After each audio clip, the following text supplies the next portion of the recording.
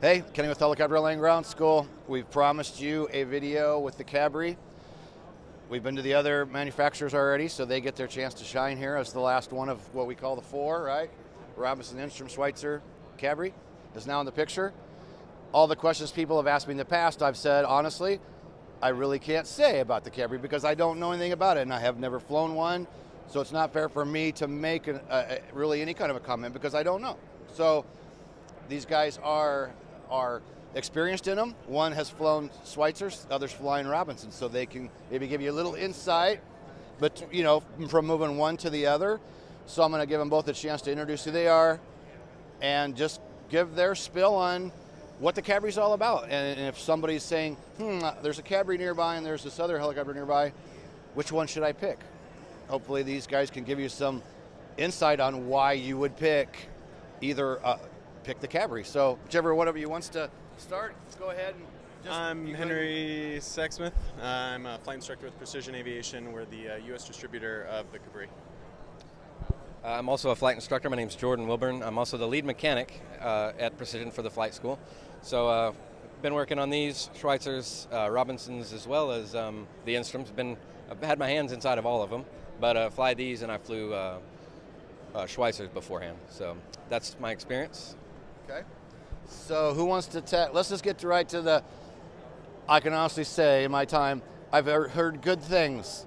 The only thing that's come up from a couple comments is people have made comments about the tail rotor authority. Again, I have no experience, so whichever one of you wants to handle that question. I'll lead off. I do agree. When you first get into these aircraft, I flew Schweitzers first. Schweitzers have pretty good tail rotor authority in general for the training aircraft. And when we first got into these, the pedal doesn't feel like it's there. And that's what you hear a lot of people say, especially if they have limited flight time in the aircraft. And it's when Henry actually said it really good, where you see a linear curve on most aircraft for the pedal input control versus authority output, it's linear. Ours is more of a bell curve. The more pedal you give, the more authority you gain. And the majority of the authority in the tail rotor is in the bottom quarter of the pedal. But with that being said, this has easily twice the tail rotor authority of the Schweitzer, for my personal opinion. And Henry? And I'd say the tail rotor authority compared to the Robinson is very similar. It just takes longer to get there. So the pilot needs to be prepared, have a little bit of right pedal in. They need to be just in a little better control of the aircraft and know what kind of wind conditions they're flying into. Yeah, I think it really comes down to just getting the feel of the aircraft. I don't think of it. I don't even think about it at all. And we take students out and we'll have them push in as much right or left pedal as they're comfortable either way, and have the aircraft spin as comfortable as we allow it to spin, and then immediately get in the opposite pedal and it'll stop the turn immediately. It's very responsive, very quick to react, and even in crosswinds, tailwinds, it really doesn't get affected very much. The right crosswind would affect it, but once you get it out of that right crosswind, if you were uncommanded yaw into that right crosswind, it would exacerbate that, and you could go into a low rotor RPM scenario and settle the aircraft. But it's just about controllability of the aircraft. But it's not susceptible to the other forms of LT, Right. because of the ducted fan. Okay. So the ducted fan acts as an airflow straightener to straighten the airflow as it comes through the fan and stops that like main rotor disk interference that you would get, or maybe tail rotor's own loss of tail rotor effectiveness due to its own vortices, vortex ring state. Because of the airflow straightening design of the Finistron, it's not susceptible to those things. Okay. What else? Give us a little more. Tell us about actually when you're in there flying, how it feels control-wise, sitting in there, visibility, just anything you can think of, what it's like being in there since we don't know. So the main rotor is fully articulated. It's basically a mini A-Star, very responsive. You hear a lot of pilots when they move on from flight schools talking about helicopters they love, and an A-Star is right at the top of that list, right? So very responsive, very forgiving, high inertia rotor system. Allows you to make mistakes. As a Robinson pilot, when I was going through flight training, my instructor was always on that control. Through private stage one, I don't know if there was a time that I was ever really flying, because you can feel their resistance. Right. You can feel them right there, so that if you do something silly, they have time to react. In this aircraft, as soon as I'm up above 1,500 feet, I can take my hands completely off the controls and know that even if a student completely lets go, that I have the time to respond and Nice. control the aircraft because it's not susceptible to low G in the way Awesome. other aircraft are. What else? Auto carb heat. Auto carb heat, yeah. The greatest thing. I remember. Tell us more about that. I've never heard auto carb heat. Never heard that term. We don't have a lot to say about it because we don't think about it. You flip the switch and leave it. Honestly, from the Schweitzer, it's on off, on off, on off, on off, and it's so distracting. You have to stop a conversation that's you're having with a student mid-flight to flip the carb heat on because you can't. Sometimes you get to where I guess you do it without thinking about it too much. But this one you don't think about because you don't have to worry about it. You do a test when you first power up the aircraft before you get into the flight profile. You test to make sure that the carb heat's manual modes are both working, and then you also watch to make sure that the carb heat's doing what it's supposed to do. You put the switch in the auto position and leave it, and it does everything for you. And it's very effective. We see it working all the time in the colder weather. And we do turn it into, if I've got visible moisture and it's really cold out, I'm going to put it in hot and make sure that I have that because I'm in cruise and I don't need it, right? So I do mess with it a little bit, but I don't. you can trust it in auto Nice. to keep it in a safe range. One of my biggest fears back when I was in the Robinson as a private student was that collective assist. So the carb heat assist, as you're raising the collective, it pulls it down, right?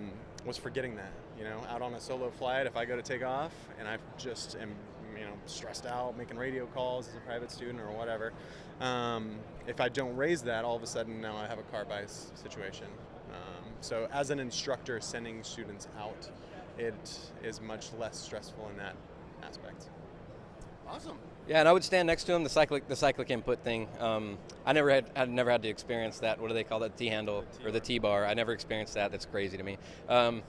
But this one it has a force trim system in it, so it's got field springs on the lateral and longitudinal control inputs. So once you get the aircraft trimmed, even in a hover, I can take my hands completely off the controls and the aircraft will continue to hover. You don't remove your hands far, but you can release the cyclic and the aircraft will hold a hover without any concerns. Generally, a student, he's got all three controls within an hour, and I'm almost hands off completely because you can allow the student to get much further outside the envelope.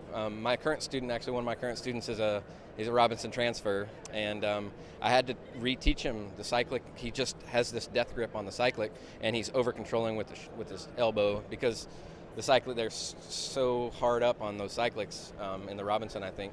And we had to reteach him to be so much softer because it just requires a very gentle touch to move it. You can fly the cyclic inside of probably a donut-sized ring, and the aircraft is going to do everything you want it to do in there. Awesome. So it's very tight and really maneuverable. A lot of fun to fly. I love them.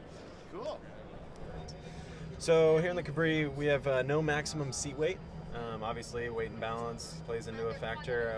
Our maximum takeoff weight is going to be 1,543 pounds, which gives you a little more. I'm able to do flight training with students that weigh 230 to 240 pounds and still have enough fuel to complete a flight lesson. Here we've got our MLI, or multiple limit indicator. It's going to give us a percentage of power based on the conditions. Which makes it nice and easy for students to readily identify how much power they have available when coming in and doing approaches. It's very similar to the FLI that you have in the A-Star B3. So the transition from a Cabri into an A-Star is a lot more seamless. We also have an Aspen here for instrument training, 650 Garmin, and a transponder here, obviously. All ADS-B compliant and everything? Yep. Cool. Yep. 21st century aircraft. And 200,000 hours of fleet hours with no fatalities. That's awesome.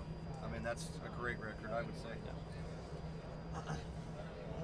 Cool. Well, thank you guys for both taking the time to tell us about it, considering you're flying it and you have the first-hand experience. That helps with people that have been asking us. We can now send them this video and say, hey, here it is. And maybe we'll get a chance in the future to fly one. I know Taz has been interested in flying one. Yeah, you guys got to come out. So I would like to try it out too. So hopefully that'll be another video another day. Yeah. Anything else you want to add before we go? We're in Newburgh, Oregon. We've got locations all over. We're the U.S. distributor for the Cabri, like we said. Yeah, go ahead. Yeah, go ahead So and if get their you want to try one out, come see us. Yeah, come out and see us. We do demo flights, 150 for 30 minutes, isn't that right? 150 for 30 minutes for demo flight to get you interested if you're interested in flying them. And you'll see me or Henry or 2 or 3 other instructors. It's a very personal experience. We tend to take care of our students really well and give them one-on-one teaching all the time. So come out and see us. We'll have a lot of fun. Awesome. Thanks again. Comments down below. Like, subscribe. See you in the next video. We got one more to do, I think. I don't know. We'll find something. See you in the next video. Awesome. Thank you. Thank you.